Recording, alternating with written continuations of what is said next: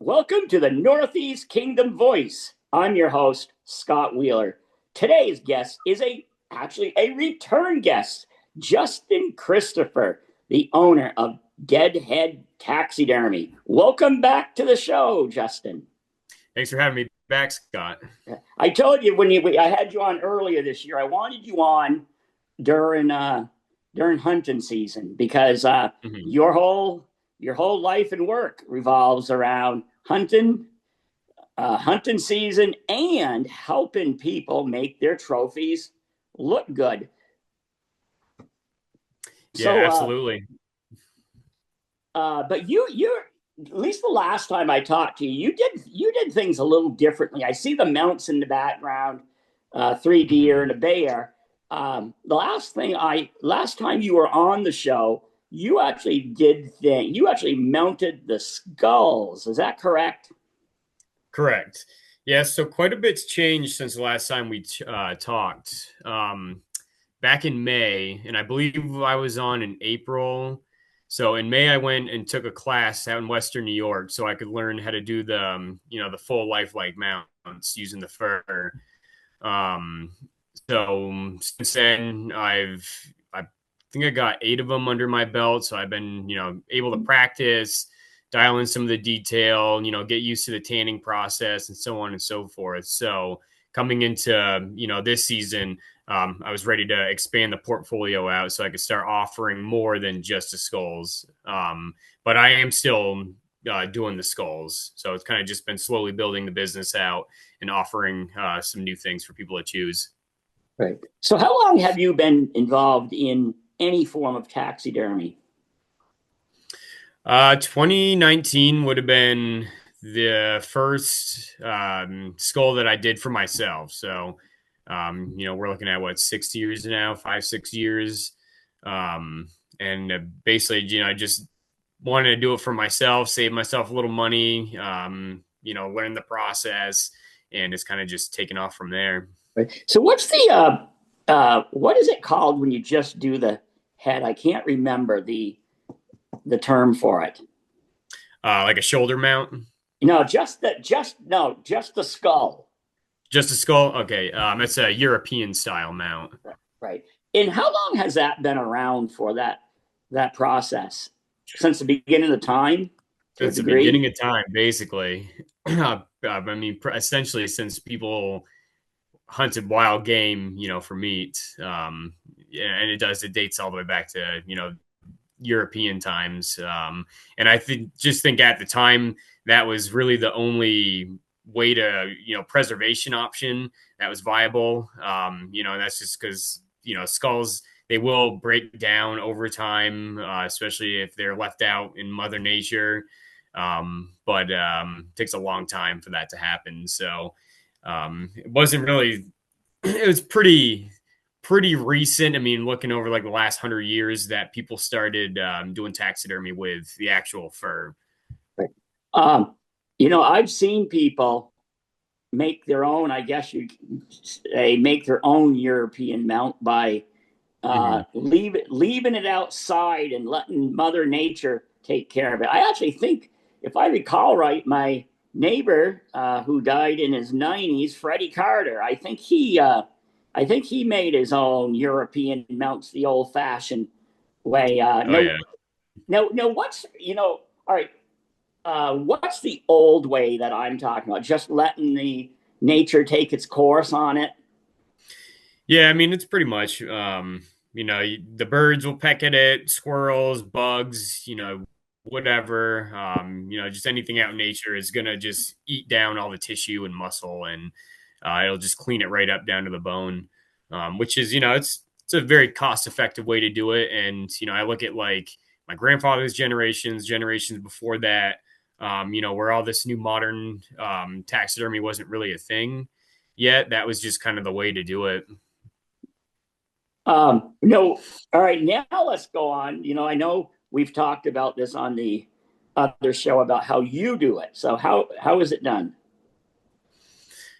So my process, there's a maceration period that I do, which is pretty much just putting, you skin the head, you put it in the water, you put some dish soap in there. I use a couple other things as degreasing agents, and I keep a water heater in there, brings the temp up to about 110 degrees, and I let that sit.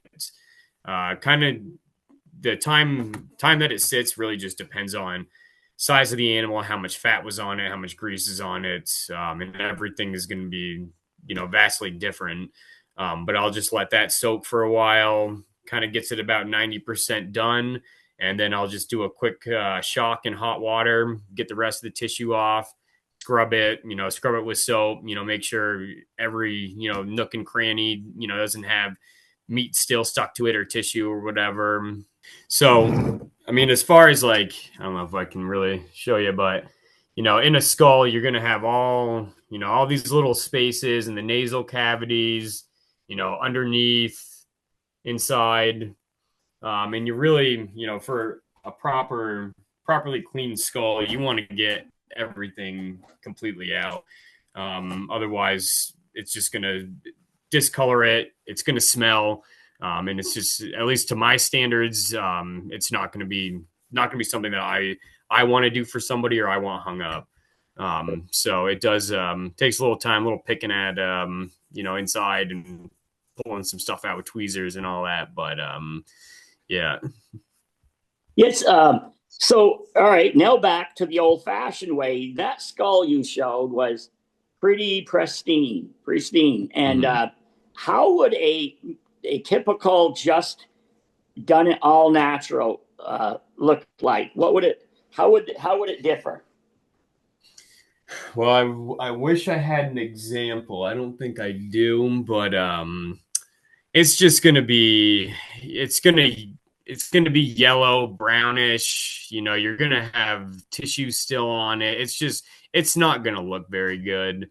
Um, I mean, it's gonna be in its own the most natural form, but it's just not gonna look that great. If you want them looking nice and white and clean, you really have to go through those steps. Right. How did you did you grow up hunting? Oh yeah. Yeah, I think I got my license in Vermont when I was 12 maybe, 11 or 12 if I remember correctly. But I always, out in New York, I'd go to the tree stand with my dad, at a pretty young age and just seeing all the animals and, kind of just I don't know, that first time that you're out in the woods and you got a deer right underneath you. I mean, it's a pretty cool experience. So at a young age, I was hooked pretty quick. So when did you start thinking that you might want to preserve them for people or for yourself? Well, I mean, it kind of just came down to it's I feel like it's a tradition. You shoot your first buck, you always get it mounted. And the one up there on the left, that was my first buck. I didn't do that particular one. Um, but it's just kind of like a rite of passage, I suppose, in the hunting world. You shoot your first, horned animal and you just want to get it mounted. And I don't know, there's something I think it's you got to experience it yourself really to I think fully understand. But once you get that first one and you get it, a nice mount with it, it's up on the wall. It's I don't know, you just kind of you hope to get the bigger one next, and it just kind of becomes a personal challenge. And So tell me, here's something I often read on Facebook. I don't that people are always complaining, not with you, I'm saying, but with mhm, anybody. Well, why am I not getting my mount back? mhm, A lot of people complain about the time that it mhm. takes for them to get a full shoulder mount. Right. Is You've probably even heard that yourself, people complaining, Oh but yeah. do you, now that you're involved, particularly now you're into the actual mountain, do you now understand how long it takes? Oh yeah. I mean, it's definitely it's it's a process that you really don't.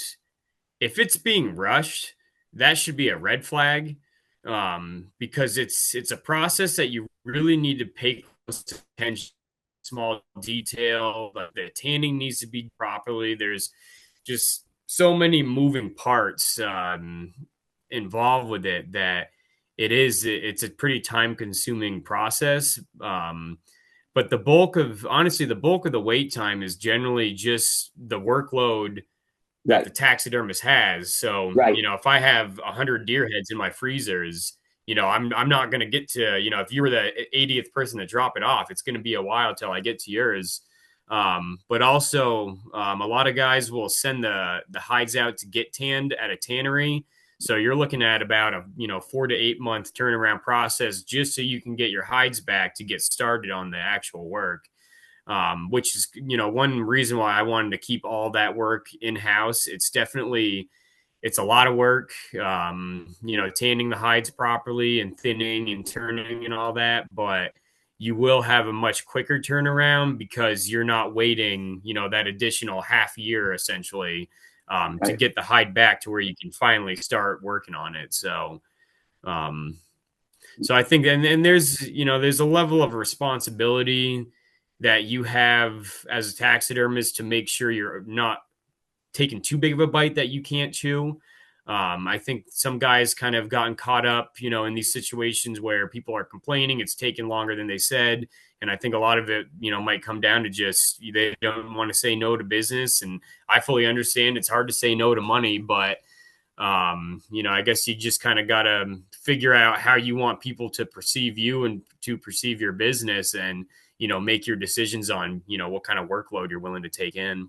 Right. So tell me, what is all natural on your, well, what is not natural, say on your deer and bear in the background is like, Mhm. it's probably going to sound like a dumb question, but is the nose, is that real Right. or?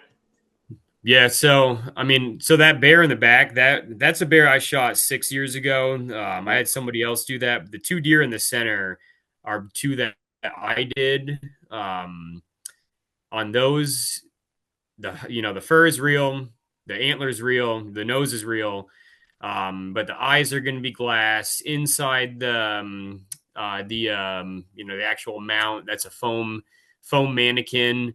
I do the bondo ears instead of the ear liners, just keep them firm and Now, nice what do and you mean crisp. bond? What do you mean Um, bondo? Car bondo?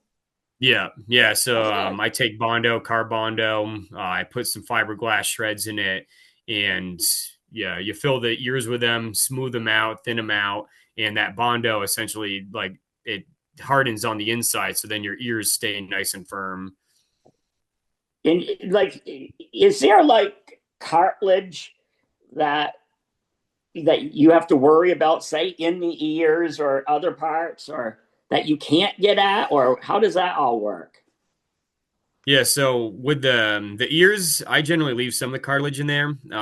It hardens right up, and I'm packing them with clay, doing my clay work around it.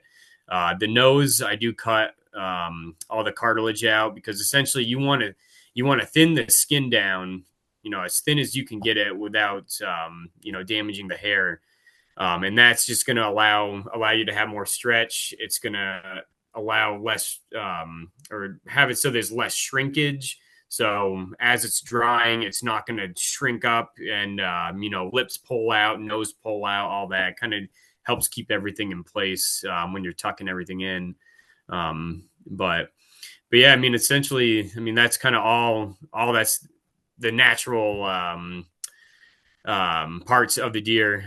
But everything else, you'll like with the nose, I'm doing a paint over the nose just to bring the color back a little bit bolder, glossing it just so it still looks wet and, trying to do everything just so it looks as lifelike as possible.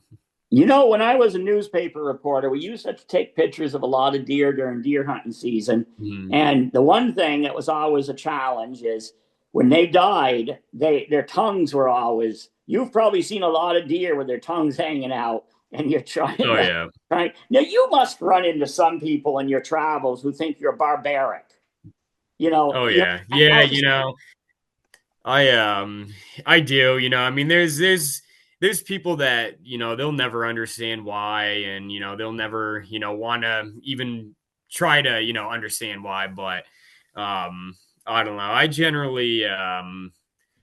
I just kind of stick to my beliefs, stick to what I do. As far as I'm concerned, deer hunting, it's what feeds me. It's what feeds my family. I don't buy meat from the store. I've just always been a firm believer that if I'm to eat meat, I need to be the one that kills the animal, butchers the animal. I want to see the whole process through. And that's just simply respecting the life that's giving me and my family food.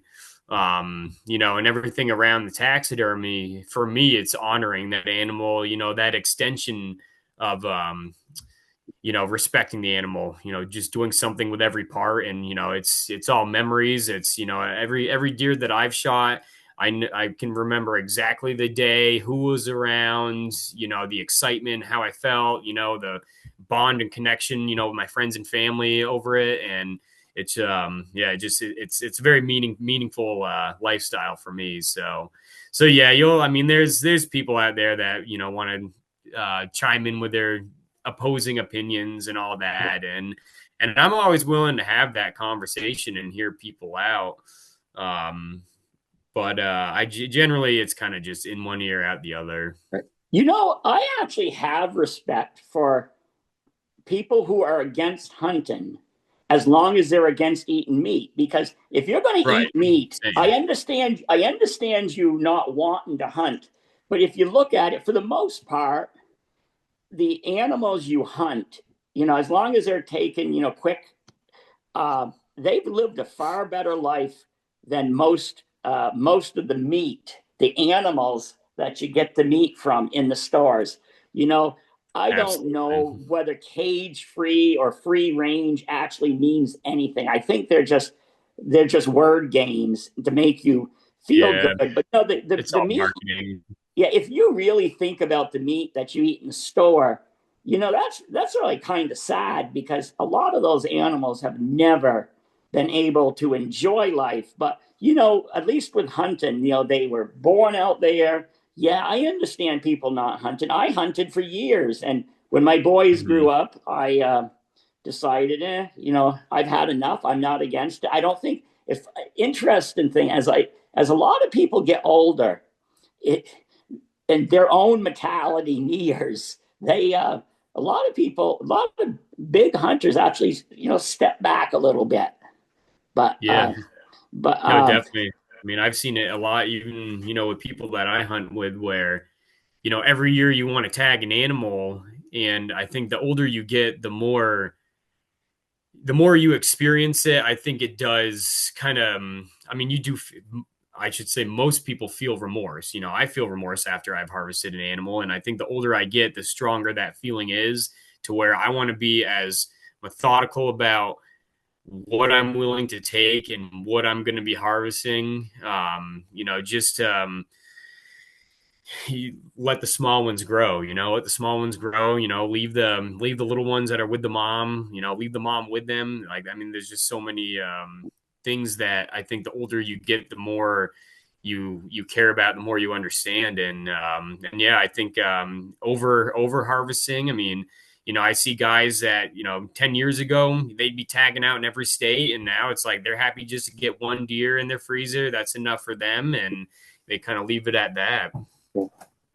yeah, I don't mind deer steak, but I'm not a huge deer lover for the most part. And my late wife, she grew up in a big hunting family. That was their Mhm. staple, venison, and it still is for them. So Yeah, I mean, I love my venison. I have been trying to branch out a little bit though. I mean, I do love your traditional, just throwing it in a frying pan, throw some yeah, butter, garlic, pepper, salt, whatever. But I don't know. It's kind of, for me, it's been fun, doing like tacos and, steak and cheese sandwiches, and, just trying to incorporate it in other styles of cuisine. I mean, we'll do like, different like Asian sauces, in the stir fry, and throw the venison in there. And So I mean, there's a lot that you can do with it. You, are you one of these people? Because I've interviewed people who are, they'd be well over 100 now over the years. And I bet you Mm-hmm. even your grandparents, being what, 90, I Mm-hmm. think they would tell you probably they grew up eating far more of the animal than most of us do. Because Oh, absolutely. back in the old days, it's that they ate, they took harvesting an animal, whether it was homegrown, cow or a deer. They took the life of the animal much more seriously, and they understood the importance of respecting the animal by using as much as possible. Like my Mm-hmm. wife, was born in my current wife, because I'm remarried. She grew up in the Philippines, and you go there, and they live kind of like, especially the country that not in Manila so much, but they live kind of like, say, if you're in your 90s or even 80s, maybe, the way they lived, they took killing an animal very seriously, and they Oh used yeah. every little, like, you they use even chicken feet in soup, chicken, no, Mm-hmm. yeah, chicken heads, and it's amazing. I will tell you, I married into the wrong culture. Actually, I did it twice. I married into a hunting culture with brothers who could probably hit a penny at 300 yards. Right. I can pretty much hit a barn door at 100 yards. Yeah. And now I married into a culture that loves their fish and loves Yeah. eating every part of an animal. Tell me, let's move on a little bit. You said you offer more now. What are you offering this season? So just an extension off of last season. Still doing the skulls. I am doing a little bit more woodworking options. So like different styles of plaques, shadow boxes, just kind of different things to mount your actual skulls to. On top of doing the shoulder mounts, like these deer behind me. I guess that would probably just be the biggest add on, really, is just doing this lifelike taxidermy. Um, I'm just sticking to only doing deer for this season, just so I can get that whole process, really figured out, and kind of get my workflow figured out. Um, but yeah, that's essentially the big add-ons. Are you a one man operation, or does your wife help you out? Yeah, Yeah, that, I've had her helping me skin heads a couple times. She did a good job, but she certainly hasn't asked to help again. So well, tell it's me, generally just a one man job. did you? I'm just thinking back. Did you say she's a vegetarian? Yeah, for the most part. Yeah. But she will eat venison. She really does actually enjoy the back strap. Actually, like when she'd eat meat, it would kind of make her sick, and it was always store bought meat. But then when she'd eat something, eat part of a backstrap, that I killed from the woods, it would settle in her stomach perfectly fine, wouldn't make her sick. So I think that was kind of an eye opening experience for her. So generally, if it's venison, she's gonna eat it. Todd Pronto, the producer of this show, was a vegetarian for years, Hmm. and I'd razz him about that. For Thanksgiving he was out stalking his tofu turkey, or I think tofurkey. Yeah, I think it's tofurkey or something. But Yeah. then it's amazing what love did to him. Uh, love. Not only did he see the light, he saw the he just fell in love with meat again, and that was, I think he was, I don't know, you'd have to ask Todd after the show, but I almost think he was in elementary school when he became a vegetarian. It was for many Oh wow, years. Yeah, that's a so long time. Yeah. yeah, and it wasn't on any ideological reason. It's just what he wanted to do. So Yeah. So Yeah, what kind there's of, nothing wrong with that. so have you already started? Like, let me think here. Has bow season, has Yep. bow season begun? Yeah, so that started October 1st. Bear season started September 1st.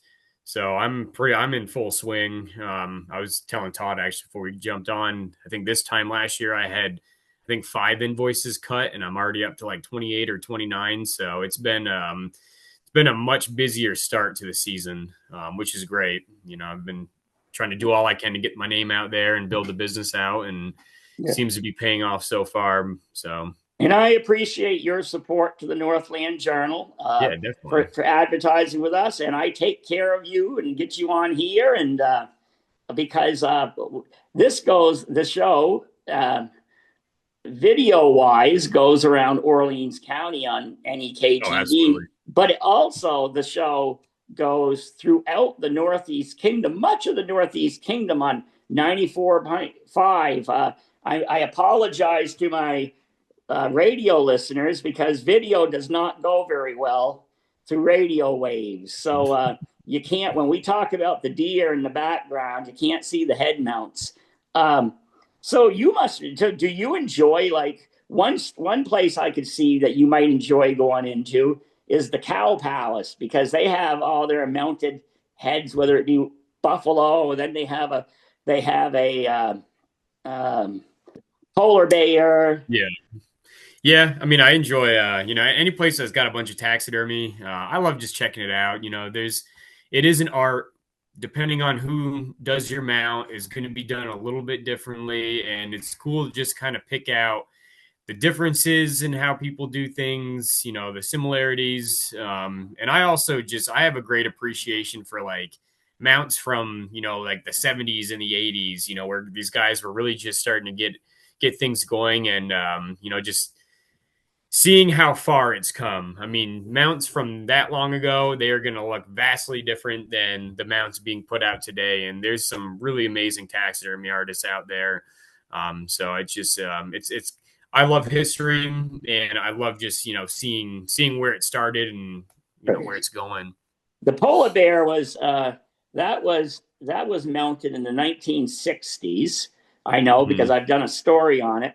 But then if you go down to the State House, or next to the State House, the museum, you can see the last mountain lion that was shot in Vermont, and I can't remember what year, but it was many, many, many years ago. And Right. that's a really Oh, gnarly yeah. event. Yeah. So, well, we're just about ready to wrap up. How can people contact you if they have a job for you? Yep. So you can reach out, either phone, email. All my information is online if you Google it. You can also find me on www.deadheadstaxidermy.com. I had a new website built by one of my good friends. Super proud of that. So you can get on there, contact info. You want to give him a shot. If he has a job, does he have a job doing websites? If so, give him a shout out. Oh yeah, Sawyer. My good friend buddy Sawyer Green. He does amazing design work. It's kind of been video production, all that kind of stuff. Has been in his wheelhouse for a very long time. So it's been fun being able to utilize one of my good friends, to help me build my business in that retrospect. So yeah. And then of course you can find me on Facebook and Instagram. And if anybody forgets his name, forgets everything about him, except he mounts animals, and if you remember me, just find me on Facebook. You can find me all over the place, and I will direct you in the right direction. Appreciate that, Scott. Okay, well, we will wrap it up. Any final words? Good luck out there for all the hunters. Shoot straight and have a good time. Okay, thank you for coming on. And thank you to the viewers for tuning in to another segment of the Northeast Kingdom Voice.